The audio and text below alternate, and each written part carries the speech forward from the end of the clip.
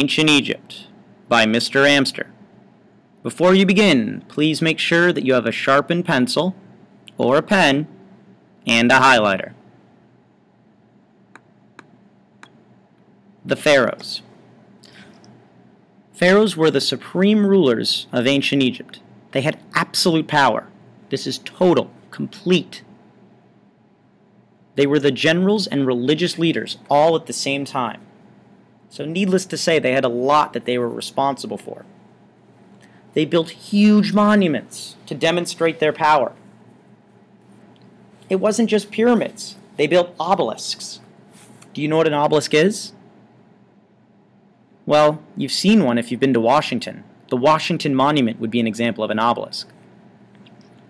Please take a moment and highlight generals and religious leaders at the same time, and supreme rulers. Pharaoh Narmer, also known as Menes or even Aha. He was the first pharaoh in the first dynasty of the early dynastic period. And he reigned from 3100 BCE, at least around that. You will see numbers as high as 3400, but as low as 2950. We're not sure. And he's known for being the first person to unify Upper and Lower Egypt. And once he was done and he conquered them, he decided to wear a pechet, which is a double crown, to symbolize Upper and Lower Egypt. The white, Upper Egypt, was to follow the people of Horus. Red, Seth, were the people of Lower Egypt. And he also built the first capital city of Memphis. Please take a moment and highlight first to unify Upper and Lower Egypt and wore a pechet.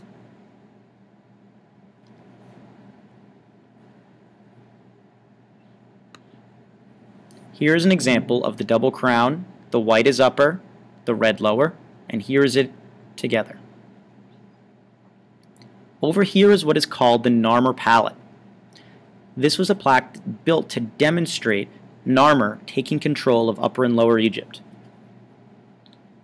When we get to hieroglyphics and art, you'll notice how he's bigger than anything else in the palette, which means he's the most important person. Pharaoh Khufu. He's the second pharaoh in the 4th dynasty of the Old Kingdom, and he reigned from about 2551 to 2528 BCE, and he's known as the Great Pyramid Builder.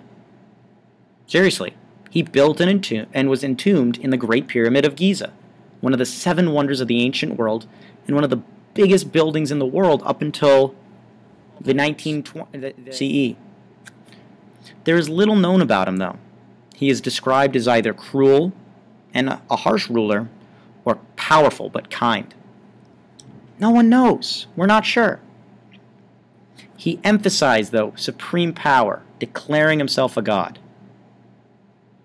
Please highlight Great Pyramid Builder,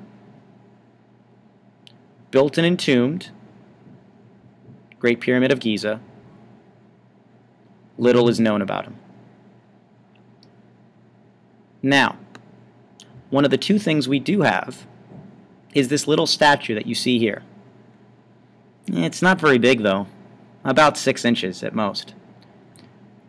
And here is his temple, the Great Pyramid of Giza.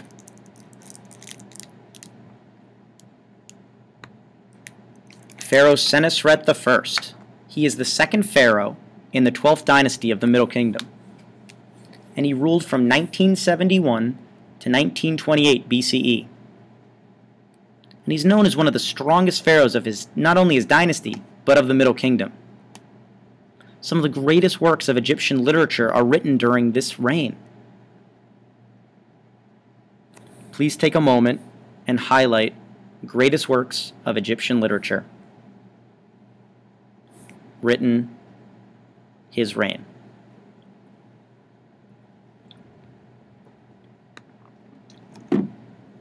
And here is a picture of him.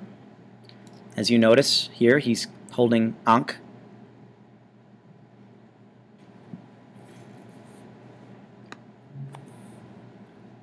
Pharaoh Hatshepsut. She was the 5th pharaoh in the 18th dynasty of the New Kingdom, and she reigned as pharaoh from 1473 to 1458 BCE. She is the first known female pharaoh, and to do this she wore male clothing and had a fake beard, just like male pharaohs. Now, for the first 5 years of her reign, she served as regent, which means a stand-in, kind of like a watchful person for her stepson Thutmose III. But she didn't give up his power until a mysterious death. Do you think it was him? Or someone that served him? The world may never know. Now, she was a part of the golden age of ancient Egypt. Her stepson is a part of it too, and it was an age of great prosperity. She encouraged peace and trade, and sent even an expedition to the east coast of Africa that returned with ivory, leopard skins, and trees that made incense. Please take a moment and highlight first known female pharaoh, encouraged peace and trade. And here's a picture of her, and her in a sphinx form.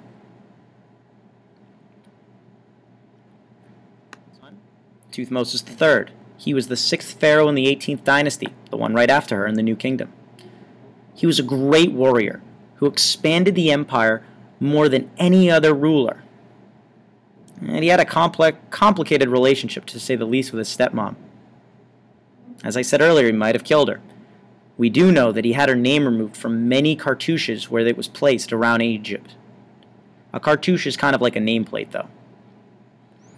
And not to be outdone, he built over 50 temples.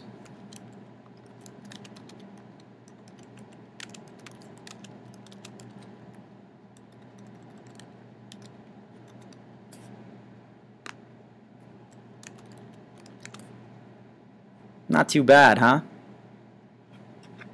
Please take a moment and highlight great warrior, complicated relationship with stepmom.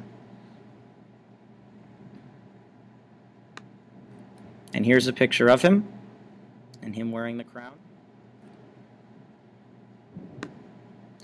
Akhenaten, and he ruled a little bit later in the 18th dynasty of the New Kingdom.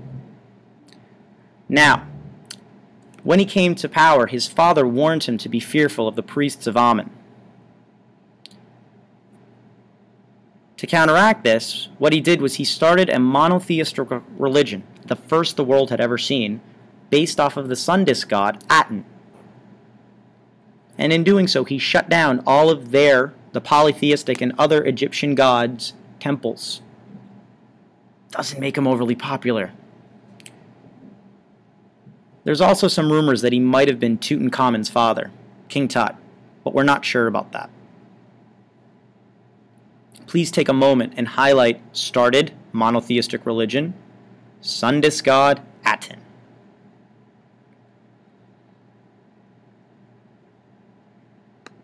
And here's a picture of him, front, and of course the side view.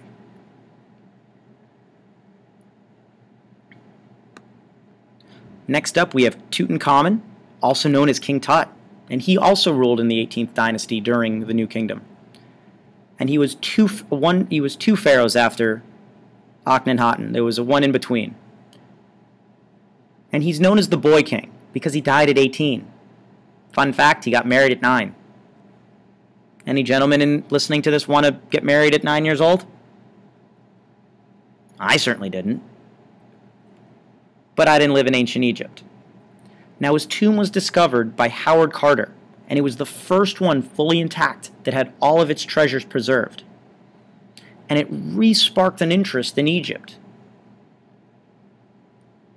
And one of the things we know he did was he reversed the religion created by might be his father, Akhenaten, and he brought back the Egyptian gods. However, unfortunately for him, he's much more famous in death than in life. And here's a picture of one of the pieces found. Before that, let's take a moment and highlight. Reverse the religion created by Akhenaten.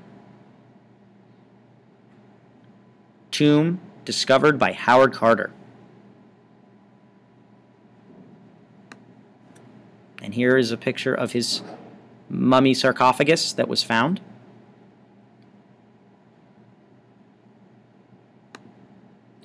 Pharaoh Ramses II, and he's the third pharaoh in the 19th dynasty of the New Kingdom. He reigned from about 1290 to 1224 BCE, and he was a famous military leader and master builder. I guess that's why he got the name Ramses the Great. He was a captain in the army at the age of 10. Ready to lead some armed forces into combat right now, guys? Eh? No? Too bad. Anyway, his most famous accomplishments as a builder were the monuments of Abu Simbel and the temple columns at Karnak. His mummy is one of the best preserved ever found.